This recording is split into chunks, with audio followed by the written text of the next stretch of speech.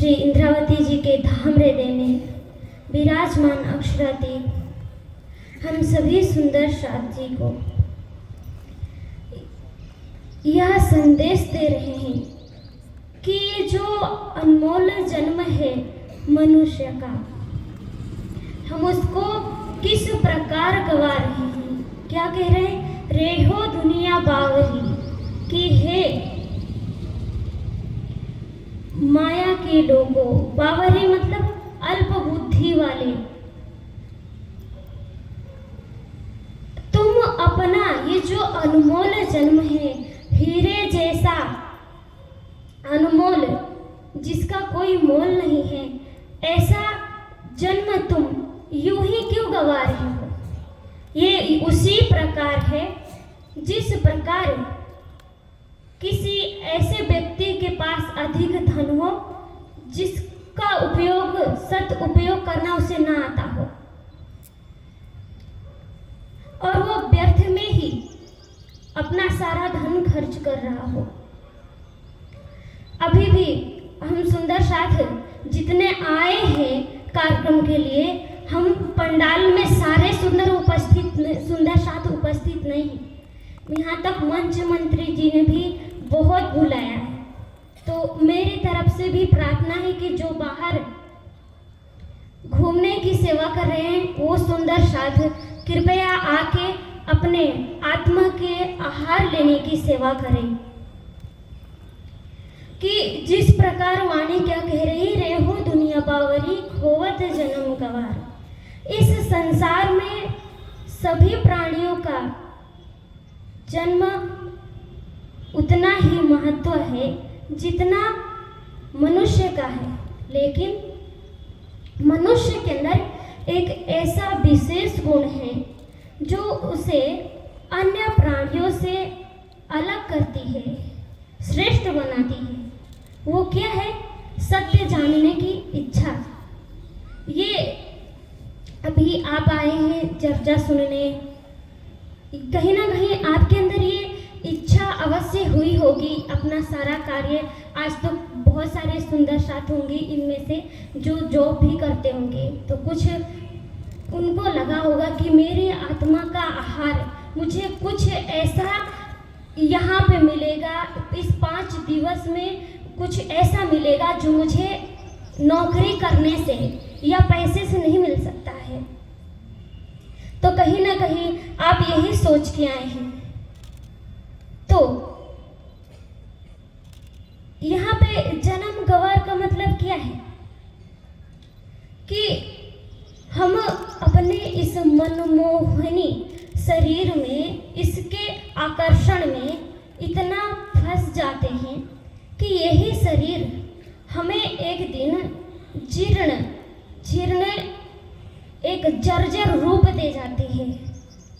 ऐसे स्थिति में हम सभी मनुष्य का क्या कर्तव्य होना चाहिए? अपने प्राणेश्वर, अपने प्राणनाथ, अपने स्वयं के वास्तविक निज स्वरूप की पहचान करना, जो कि कभी जीर्ण नहीं होता है, हमेशा वो अखंड है। किरंतन की वाणी भी सबसे पहला प्रकरण क्या है? पहले आप पहचानो रे साधु, पहले आप पहचानो। क्योंकि जब तक कोई अपने आप को नहीं जानेगा, उससे और कोई सामान्य व्यक्ति से भी अगर जिसको स्वयं का ही पता ना हो, उसको अपने घर का या बाकी परिचय उससे हम हासिल करें, ऐसी आशा नहीं की जा सकती है। उसी प्रकार अपने स्वरूप की पहचान करना और अपने प्राणनाथ को हृदय में बसाना ही मनुष्य का परम लक्ष्य होना चाहिए। ऐसा नहीं है कि इस संसार हम दूसरा काम, सारा काम छोड़ के करें। हम इस संसार में दूसरे काम भी गृहस्थ का काम भी करें और अपने धाम धनी के लिए भी समय निकालें।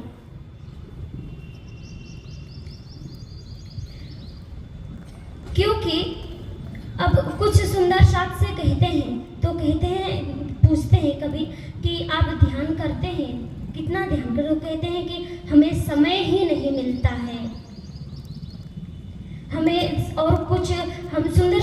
नहीं, बाकियों से भी पूछेंगे तो बोलेंगे धर्म में, पूजा में, भक्ति के लिए हमें समय ही नहीं मिलता। देखिए, कहीं और जाने की ज़रूरत नहीं है। हम सभी ने बीतक तो अवश्य ही सुना होगा, उसमें महाराजा छत्रसाल जी को देखिए, अष्टप्रहर की सेवा में हर समय वो उपस्थित रहते हैं। वो एक राजा हैं संसारिक दृष्टि से, उनको बाहर के कार्य भी संभालना है, हर काम देखना है, युद्ध में भी जाना है। पता नहीं कब किस समय किस ओर से हमला हो जाए, लेकिन अपने धाम धनी के लिए वो हर अष्टप्रहर की हर सेवा में उपस्थित रहते हैं। तो सुंदर साथ जी, हम ब्रह्म सृष्टि का जो तारतम्य लेते समय ये प्रण करते हैं कि ए सुख देहूं ब्रह्म सृष्टि को तो मैं अंगना नार। ये वादा कब पूरा होगा कि जब मैं परम धाम का सुख लेके दूसरे ब्रह्म सृष्टि को भी दूंगी, तब मैं क्या हूँ? परम धाम की ब्रह्म सृष्टि हूँ। तो का मतलब तो यही होता है ना, है या तो नहीं। लेकिन जब हम स्वयं जागृत होंगे तभी तो हम दूसरे को सुख दे पाएंगे। और दूसरे चरण में क्या कह रही है? मदमाती माया की झाकी सुनत नाही पुकार। मदमाती झाकी किसको कहते हैं? जो पूरा नख से सिख तक पूरा माया में डूब गया हो। कैसे? आज अपने धर्म के लक्षणों में उन प्राणियों की व्याख्या सुनी होगी कि किस प्रकार 5 प्राणी एक एक इंद्रियों के वशीभूत होकर मारे जाते हैं। और मनुष्य तो क्या करता है? 5 इंद्रियों का सेवन करता है, 5 इंद्रियों से भोगों का सेवन करता है। सोचिए उसकी परिस्थिति क्या होगी।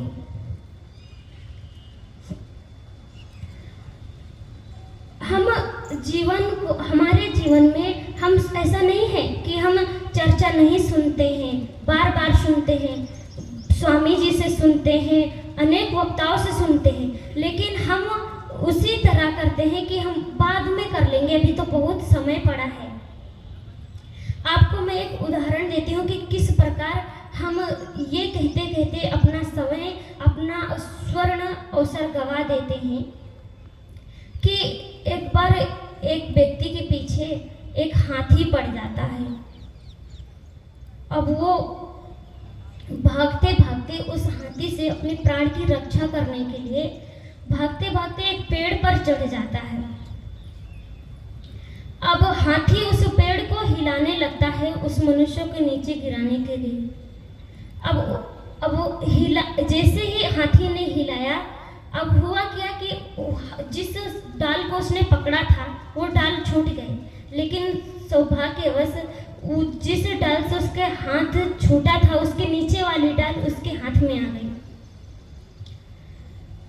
अब वो परमात्मा से प्रार्थना करने लगा कि हे परमात्मा बचा लो, अगर मैं जीवित हो गया तो मैं आपके लिए इतने पैसे का इतने का उपहार दूंगा, इतने लड्डू चढ़ाऊंगा।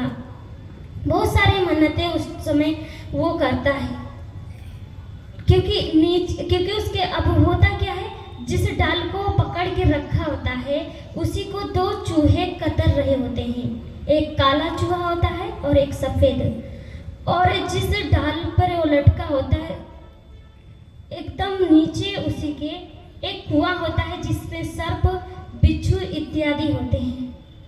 अब होता क्या है, अगर नीचे गिरा तो हाथी है, कुएं में गिरा तो सर्प बिच्छू है, बचने का कोई उपाय ही नहीं। अब खूब प्रार्थना करता है तो अब परमात्मा अब दया आती है, तो भगवान को दया आती है, तो अब उसके लिए दूत भेजा जाता है। दूत आते हैं, कहते हैं चलो परमात्मा ने आपकी सुन ली। अब होता क्या है, जिस डाल पे वो लटका होता है सीधे उसके दूसरी वाली डाल पे, ऊपर वाली पे शहद का छत्ता लगा होता है मधुमक्खी का। इतने में ही जैसे ही चलने की बात होती है, उसका रस उसके जीभ पे आके टपक पड़ता है। अब उसको बहुत स्वादिष्ट लगता है। अब दूध जी खड़े होते हैं कि चलो, आपकी परमात्मा ने तो सुन ली है। इतने में कहता है एक बार रुक जाइए बस। अब इतने में जैसे दूसरा बूंद पड़ता है, अब फिर तीसरे बूंद के लिए वो रुकता है। अब दूध जी को तो बहुत सारे काम होते हैं, जैसे वो संकट में था, कोई और भी होगा। अब इतने वो चले जाते हैं। अब होता क्या है, उधर जो दो चूहे जाल को कतर रहे थे, अब वो भी कतर देते और वो कुएं में गिरता है। वो कुआं क्या है? भव सागर है। और वो जो दो चूहे हैं वो दिन रात हैं जो हमारी आयु को खत्म कर रहे हैं।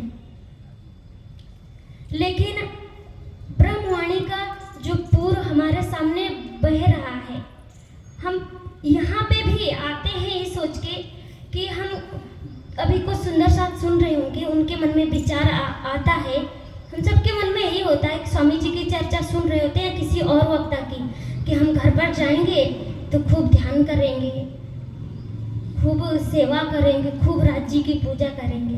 लेकिन जाते ही दूसरी हवा लग जाती है और हम उसी प्रकार हो जाते हैं जिस प्रकार एक प्यासा समुद्र के पास जाता है और उसको देखकर प्यासा ही वापस लौट आता है।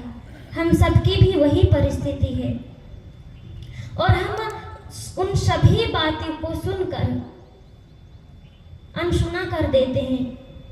और क्योंकि माया में डूबा हुआ व्यक्ति, अब कोई भी, अब यहाँ पे मान लीजिए आप किसी से बात करें, वो रीड लगा के, हेडफोन लगा के खूब मस्त हो जाए, आप उसको कितनी भी व्याख्या दीजिए वो सुन पाएगा, क्योंकि वो कहीं और मस्त है। उसी प्रकार माया में नख से सिर तक डूबा हुआ व्यक्ति कभी भी अपने जीवन के सफलता को प्राप्त नहीं कर सकता। इसीलिए कहते हैं, श्री जी कह रहे हैं कि सुनत नहीं पुकार। आप अभी जाइए यही मोड़ासा में ही किसी के घर जाइए, आप बोलिए कि आप वो काम करने वाला व्यक्ति हो, नौकरी करने वाला हो, आप उसको कहिए कि मैं आपको इतना पैसा दूंगा, आप बस मेरी चर्चा सुन लीजिए।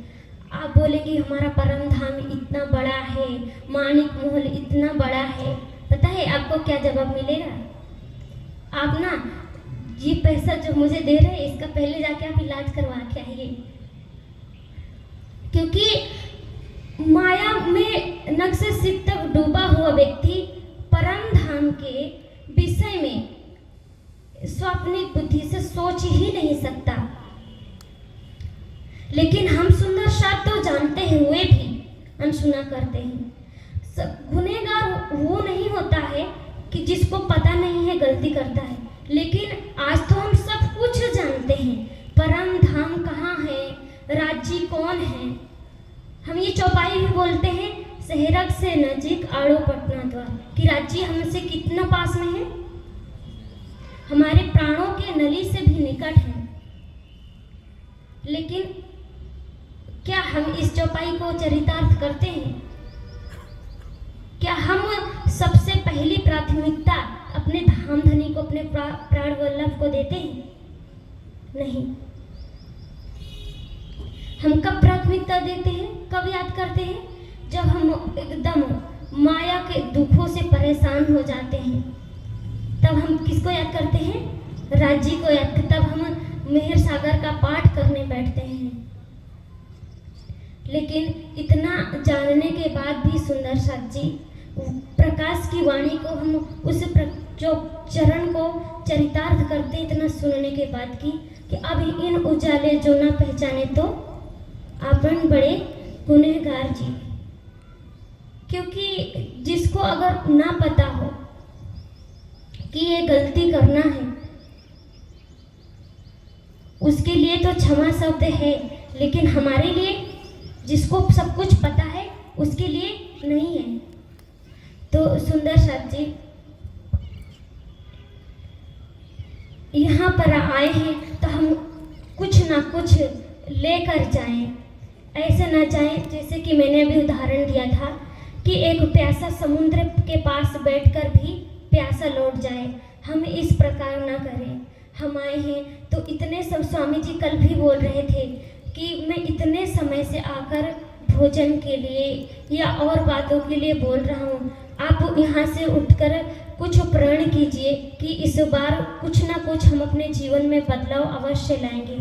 नया साल आता है, उस दिन हम खुद बढ़िया बढ़िया पकवान बना के खाते हैं। हम अपने जीवन में, ये दूसरा महीना चल रहा है, हमने महीने तो बदलते रहते हैं, साल तो आते रहते हैं, हम अपने जीवन में भी कुछ नया लाएं, ऐसा प्रण लें हम यहाँ पे। बस इन्हीं वचनों के साथ मैं अपने वाणी को विराम देती हूँ। बोलिए श्री प्राणनाथ प्यारे की जय।